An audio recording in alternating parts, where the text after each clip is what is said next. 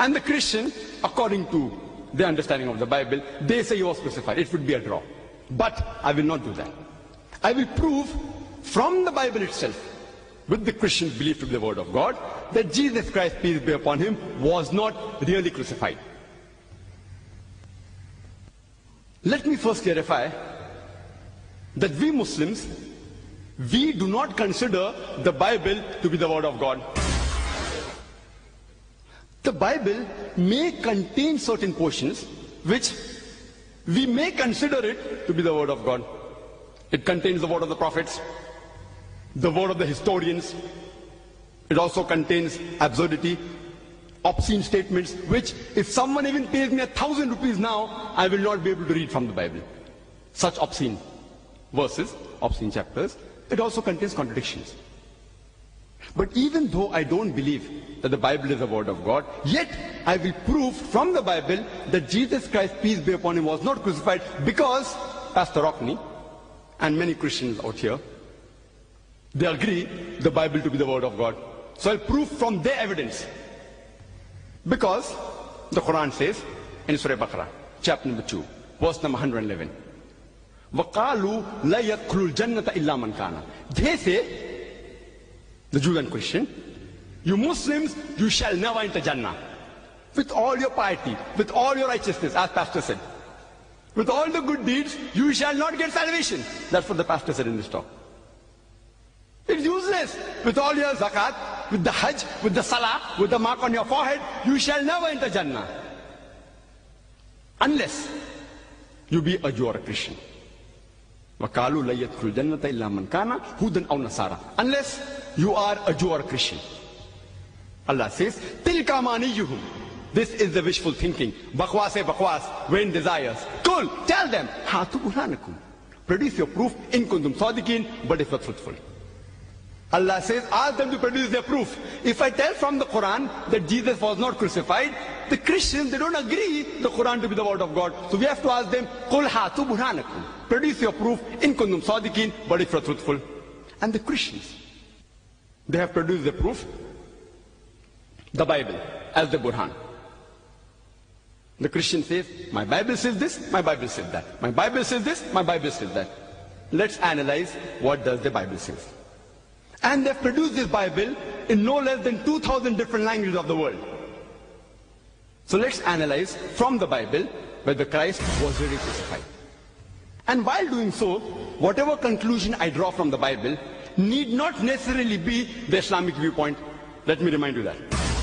The conclusion drawn from the Bible need not necessarily be the Islamic viewpoint. The Islamic viewpoint, I have made it very clear, according to Surah Nisa, chapter 4, verse 157, وَمَا قَتَلُوهُ وَمَا صَلَبُوهُ. They killed him not, neither did they crucify him.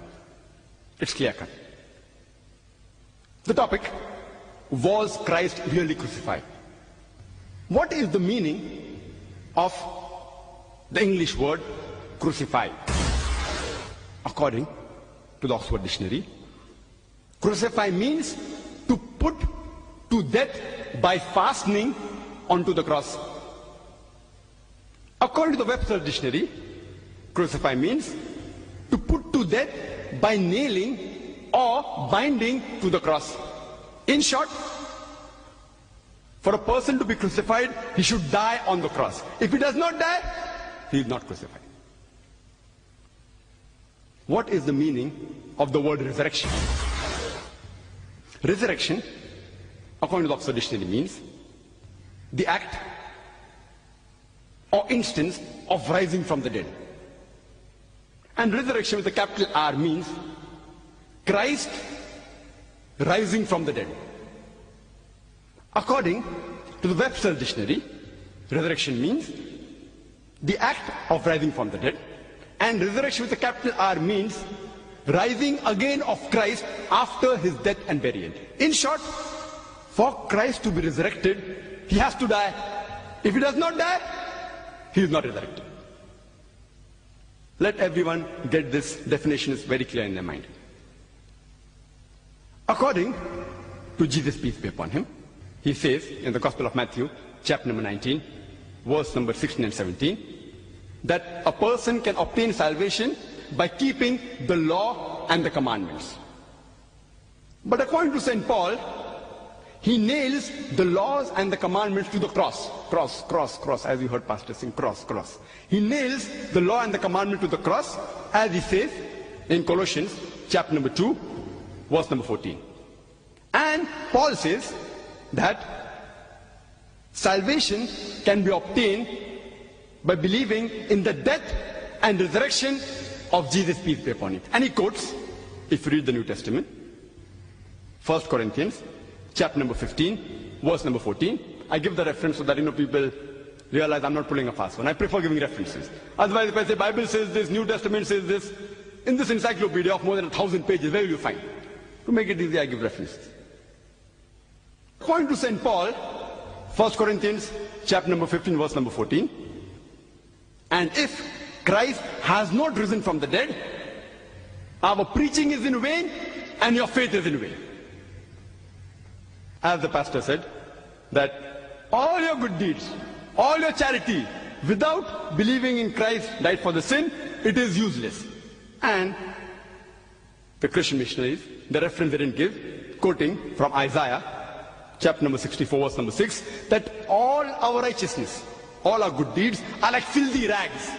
If you don't believe Jesus Christ, peace be upon him, died on the cross for the sin of humanity, all your righteousness, all your good deeds are like filthy rags. And in the words of the pastor, which I wouldn't ever say, he says, if there is no cross, if there is no crucifixion, Bible is less than 2 pies.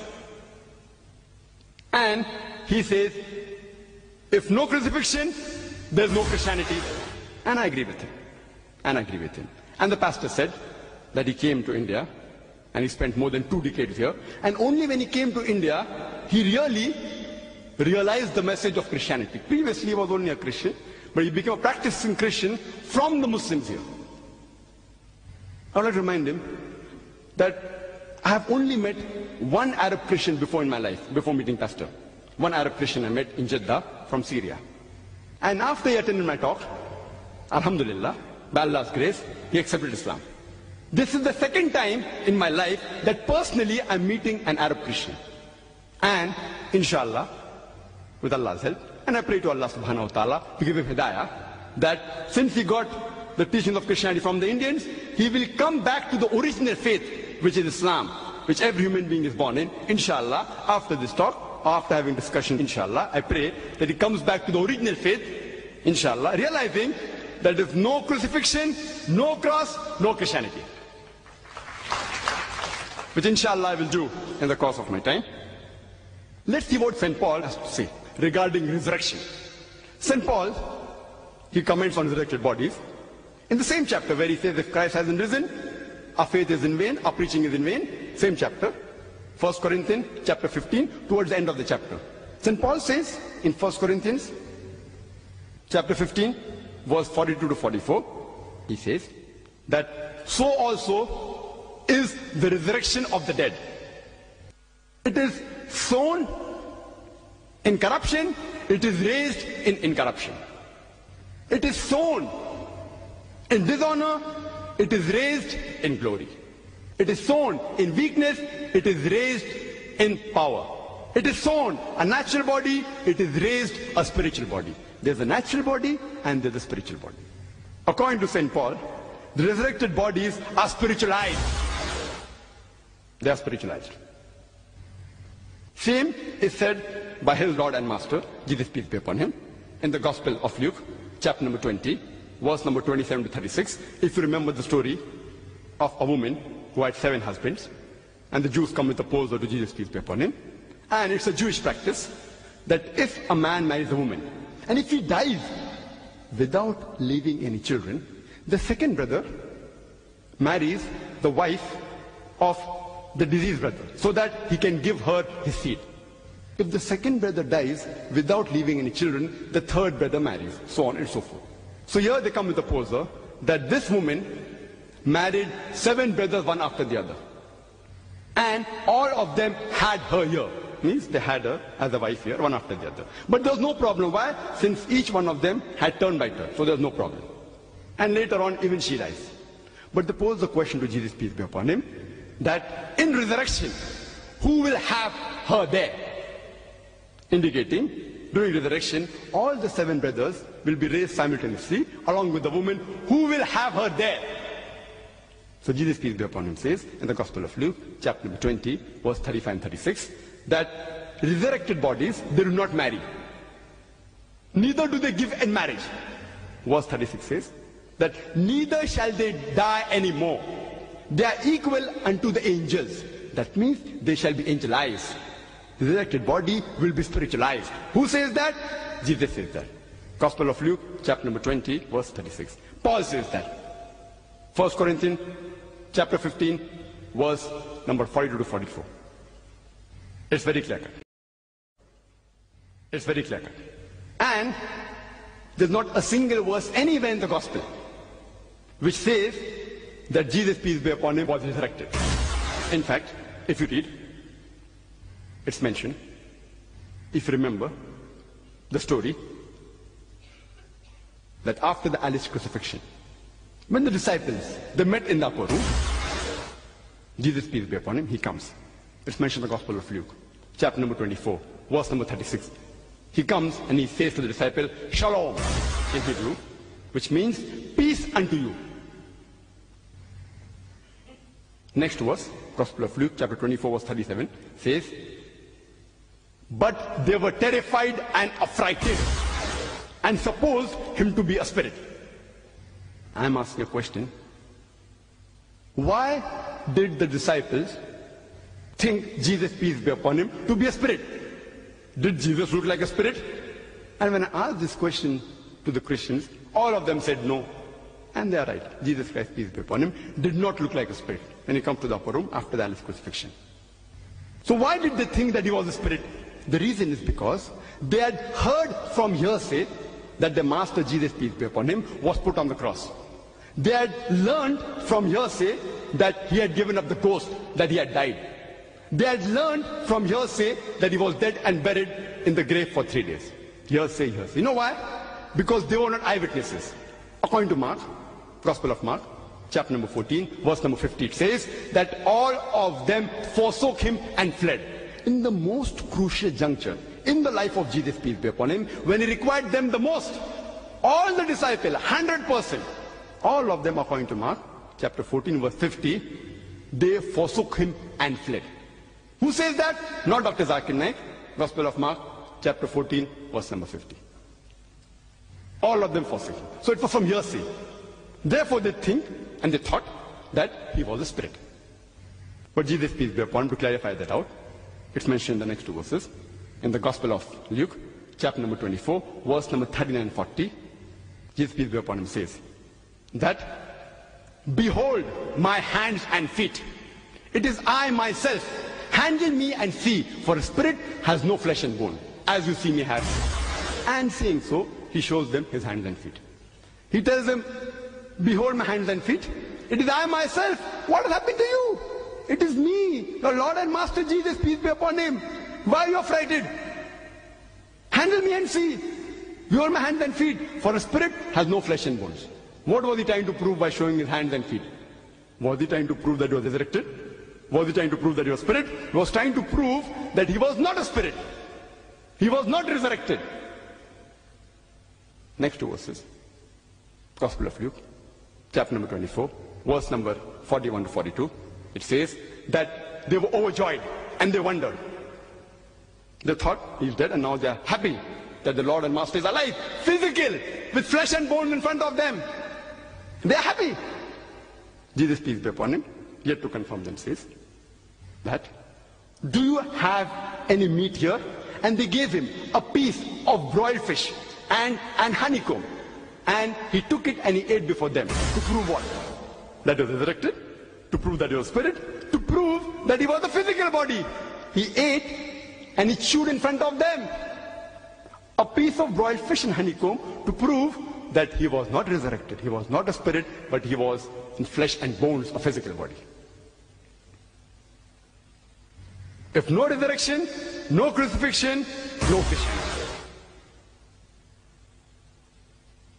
If you remember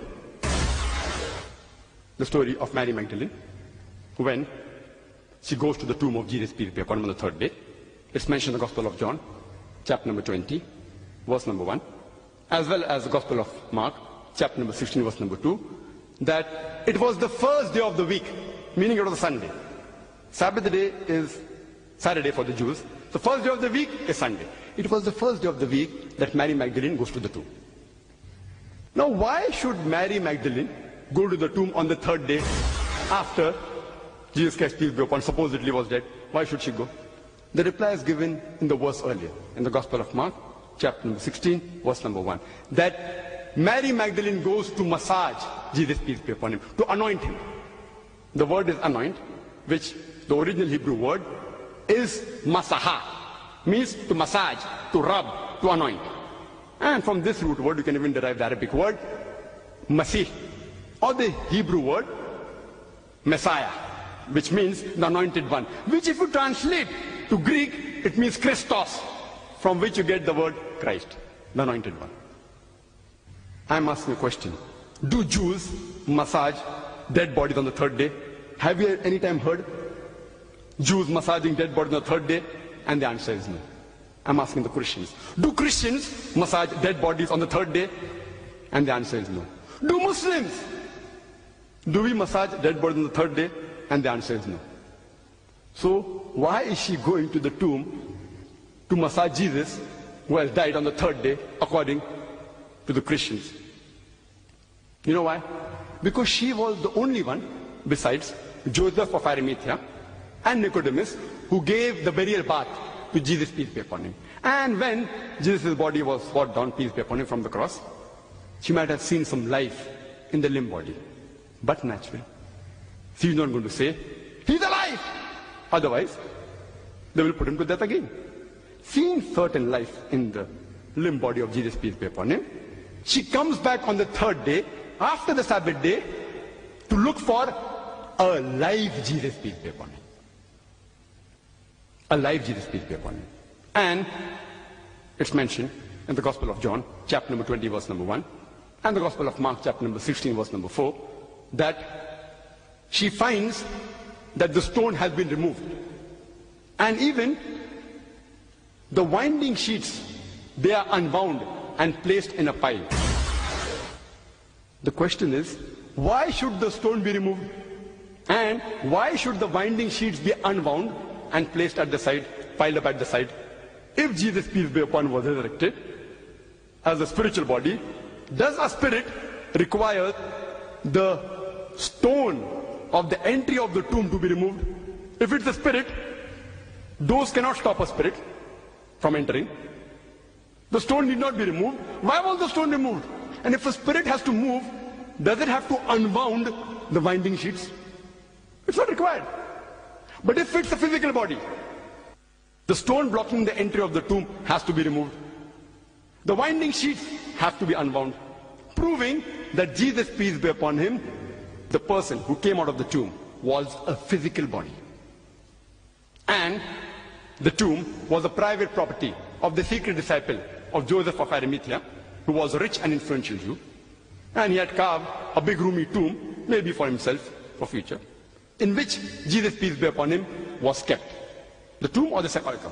And according to Jim Bishop, he says, Jim Bishop, not Bible, Jim Bishop, says, it was very roomy, very big. 5 feet wide, 7 feet in height, and 15 feet in depth. Why do you require a roomy tomb? So that if anyone wants to help a person, it can be done easily. These are small rooms in Bombay. It is approximately 75 square feet. 75 square feet flat is big in Bombay. We find 5-6 people living in that room. In Bombay, one of the most expensive places in the world. 75 square feet, you find 4-5 people living in it. So roomy enough if they want to help the person. Why would they want to help a spiritual body? A spiritual body doesn't require help. But naturally they want to help a physical body. Further, if you read in the Gospel of John, chapter number 20, verse number 15, Jesus, he sees that Mary Magdalene, from the earth, from terra firma, not from the heaven, he sees her and she's weeping. And he comes to her and asks, "Woman, why weepest thou? Whom seekest thou?" Knowing very well what is the reason, but yet asking her. She says, and supposed him to be a gardener, she asks him, where have you taken him and laid him, so that I may take him away? I'm asking a question. Why did Mary Magdalene suppose Jesus to be, peace be upon him, a gardener? I'm asking a question. Do resurrected bodies look like gardeners? Do they? Yes or no? No. So why should she suppose that Jesus, peace be upon him, was a gardener? And the answer is because he was disguised as a gardener. Now why should a spiritual body be disguised as a gardener? Jesus Christ was disguised as a gardener, peace be upon him, because he was afraid of the Jews. A spiritual body need not be afraid of the Jews. Why? Because according to Hebrew, chapter number 9, verse 27, a man dies only once. And after that is the day of judgment. Jesus, peace be upon him, said in the Gospel of Luke, chapter number 20, verse number 36, neither shall you die anymore. Because if you're spiritualized, you don't have to be afraid of anyone. No one can harm you. You cannot die a second time. If he's spiritualized, why should he be disguised? Why should he be afraid? Why should he be in hiding? Why should he run away from the Jews? Proving that he was not a spiritual body, but he was alive. And he says to Mary, Mary, the one word is sufficient for Mary to recognize her Lord and Master. You know, because everyone has a particular style of calling the beloved one. And the tone, in the style which you call the beloved one, is sufficient to recognize who is the person. She immediately recognizes that it is Jesus, peace be upon him. And she rushes forward toward him. Gospel of John, chapter number 20, verse 15, 16, 17. Jesus, peace be upon him, says, touch me not. Why? Why touch me not?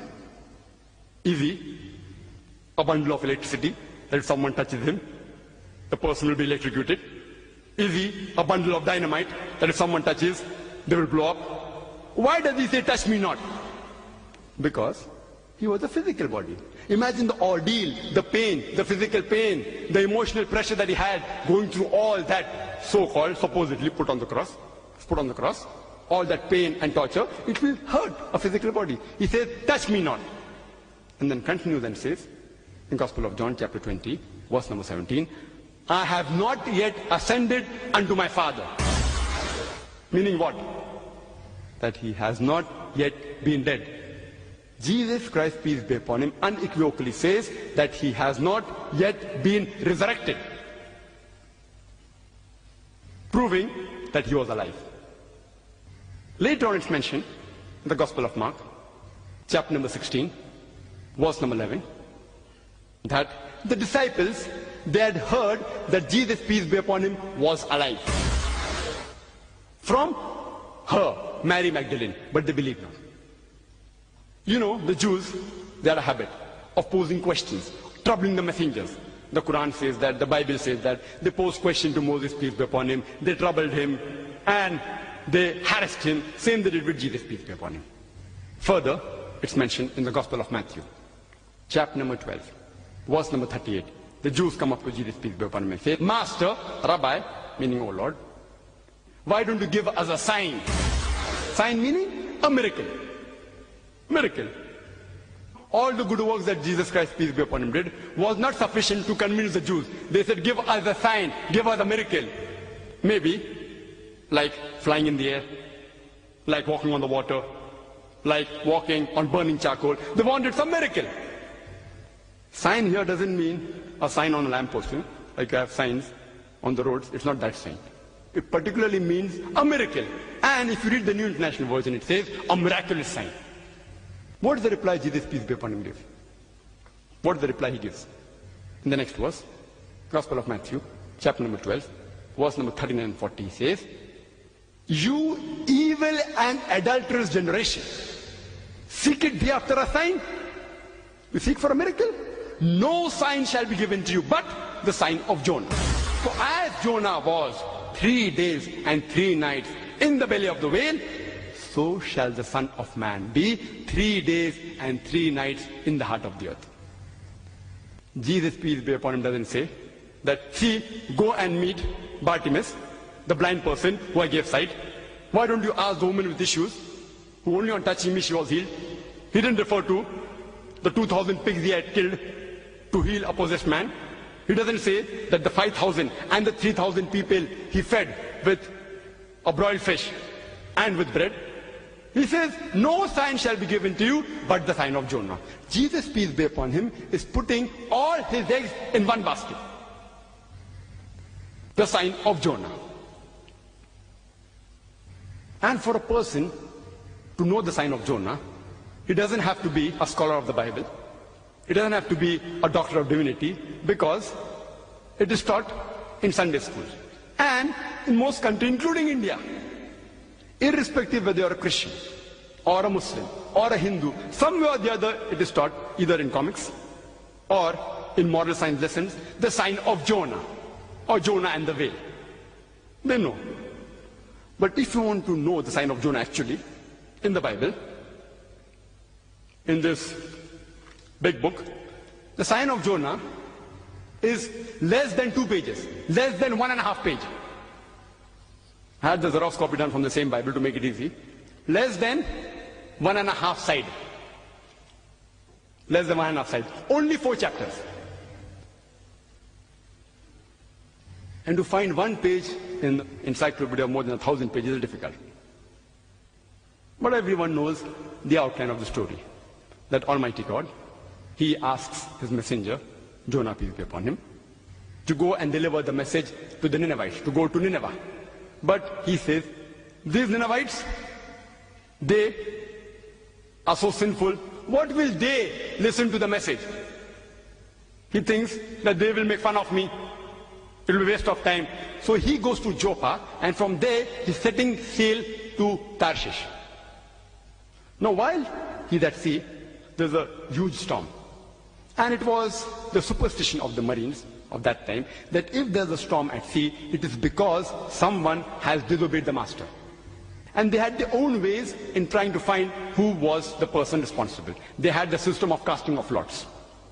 And when they cast lots, it comes to the turn of Jonah, peace be upon him. And Jonah, being a messenger of Almighty God, he agrees and he says that, see, I am the person responsible. I was told by my master, Lord, to go to Nineveh, but from Joppa I am setting sail to Tarshish, running away. I am at fault. You take me and throw me overboard. But they say, this person, such a pious person, why should simply he be killed? So they try and stir the ship, but yet they are not successful. The storm is yet there. So he says that, why don't you throw me overboard? And finally they agree, and they throw him overboard. When they throw him overboard, the storm subsides. Maybe it was a coincidence. Later on, a big fish, a whale, comes and swallows Jonah, peace be upon him. Jonah prays to Almighty God from the belly of the whale. The whale takes Jonah, peace be upon him, for 3 days and 3 nights round the ocean, and then vomits him out on the seashore. What is the sign of Jonah? Jesus, peace be upon him, says that no sign shall be given to you but the sign of Jonah. For as Jonah was 3 days and 3 nights in the belly of the whale, so shall the Son of Man be 3 days and 3 nights in the heart of the earth. Now I'd like to ask you a question. When Jonah was thrown overboard, was he dead or alive? Before you answer, I would like to make it easy for you. That, see, Jonah volunteers. He says, I'm the culprit, I'm responsible, throw me overboard. If someone doesn't agree, maybe you'll have to break his leg, you may have to break his neck, you may have to twist his arm. But here he volunteers, so they don't have to do all that. So they throw him overboard. I'm asking you a question. When Jonah was thrown overboard, was he dead or was he alive? Alive. The fish comes and swallows him. Was he dead or alive? Alive. He prays to Almighty God from the belly of the whale. Was he dead or alive? Do dead men pray? Was he dead or alive? Alive. The whale takes Jonah 3 days and 3 nights in the ocean. Dead or alive? Alive. Fish vomits him out on the seashore. Was he dead or alive? Alive. Alive, alive, alive, alive. When a person is thrown overboard in a raging sea, he ought to die. If he dies, no miracle. If he's alive, it's a miracle. Fish comes and follows him. He ought to die. He doesn't die. It's a miracle. 3 days and 3 nights, suffocation and heat, in the belly of the whale. He ought to die. He doesn't die. It's a miracle. It's a miracle of a miracle of a miracle. Miracle of a miracle of a miracle. Jesus said, peace be upon him, as Jonah was 3 days and 3 nights, so shall the Son of Man be 3 days and 3 nights. As Jonah was 3 days and 3 nights in the belly of the whale, so shall the Son of Man be 3 days and 3 nights in the heart of the earth. Jonah was alive. But when I pose the question to my Christian brothers, and they are our brothers, they are our cousins, what do you call? They are brothers. When I pose the question to the Christians, that how was Jesus, peace be upon him, in the tomb according to you? And all of them say that he was dead. He was dead. I'm asking a question. Jonah was alive. Jesus, peace be upon him, was dead. So was Jesus, peace be upon him, alike or unlike Jonah? Like or unlike? Unlike. So Jesus, peace be upon him, does not fulfill the prophecy. He puts all his egg in one basket and says no sign shall be given but the sign of Jonah. And here the prophecy is not fulfilled. For the prophecy to be fulfilled, he should be alive. As I proved in the earlier part of my talk, he was alive. Otherwise, Jesus, peace be upon him, will be a liar. Nauz billah, which we cannot agree. We respect him, we revere him. So for him to fulfill the prophecy, he should be alive. And Jesus, peace be upon him, was alive, as I proved in the earlier part of my talk. As I said, that for a person to be crucified, he should be put to death on the cross. If he does not die on the cross, he is not crucified.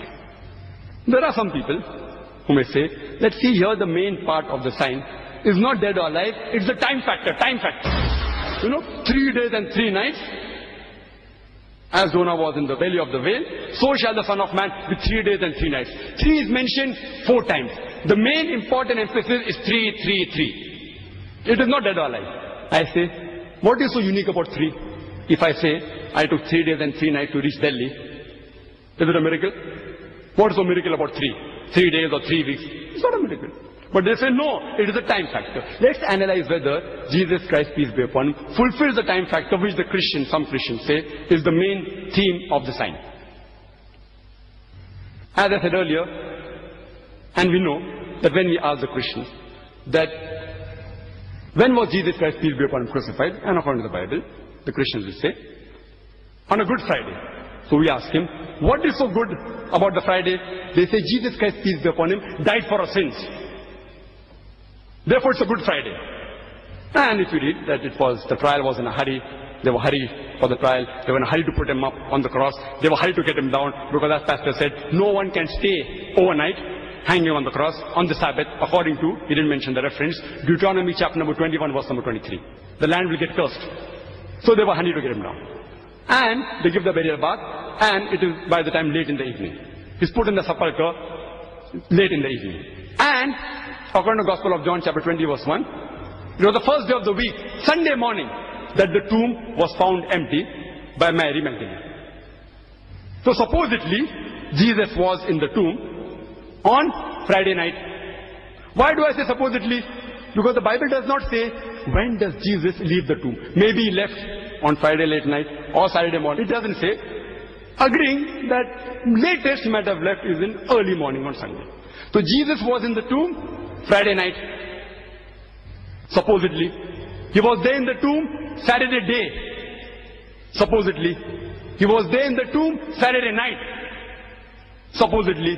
Sunday morning, the tomb is empty. So he was there for 2 nights and 1 day. But the sign says 3 days and 3 nights. 3 days and 3 nights. As Jonah was in the belly of the whale, so shall the Son of Man be in the heart of the earth. 3 days and 3 nights. But Jesus, peace be upon him, was actually 1 day and 2 nights. Is 3 days and 3 nights equal to 1 day? 1 day and 2 nights. Is 3 days and 3 nights equal to 1 day and 2 nights? Is it equal? 3 days, 3 nights equal? No. So even the time factor which they boast about is not fulfilled. The real thing is, Jesus Christ, peace be upon him, was alive. For a person to be crucified, he should die on the cross. Just to make easy for the pastor in the rebuttal time he has, I'll list the major points proving that he was not crucified, he was not resurrected, because he was alive. If he is alive, no crucifixion, no resurrection. he was put on the cross and brought down very fast in 3 hours. In 3 hours it is difficult for a person to die. Therefore Jesus was alive. When he is brought down, even his 2 crossmates, they are alive, proving that even Jesus was alive. Point number 2. Point number 3, his legs were not broken. What use is a broken leg to a dead man? Proving that he was alive. Point number 4, that the stone was removed and the winding sheets were unbound, proving that Jesus, peace be upon him, was alive. Point number 5, that he was disguised as a gardener. Why? Because he was alive, trying to be saved from the Jews. Point number 6, the tomb was roomy. It was spacious. What use is a spacious tomb for a dead person? Proving Jesus was alive. Point number 7, that when Mary Magdalene goes to touch Jesus, peace be upon him, he says, touch me not. Why? He was a physical body. He was alive. It will hurt him. He was in pain, proving that he was alive. Jesus, peace be upon him, says that I have not yet ascended unto my Father. That means he was alive. Point number 9, Mary Magdalene not recognizing Jesus, peace be upon him. Point number 10, that in the upper room, he shows his hands and feet to prove that he was not a spirit, but he was alive. Point number 11, that they were overjoyed to see him. Why? Because they thought he's dead and the spirit form. They were overjoyed to see because he was alive. Point number 12, he ate a piece of broiled fish and honeycomb to prove that he was alive. The disciples had heard from Mary Magdalene that he was alive.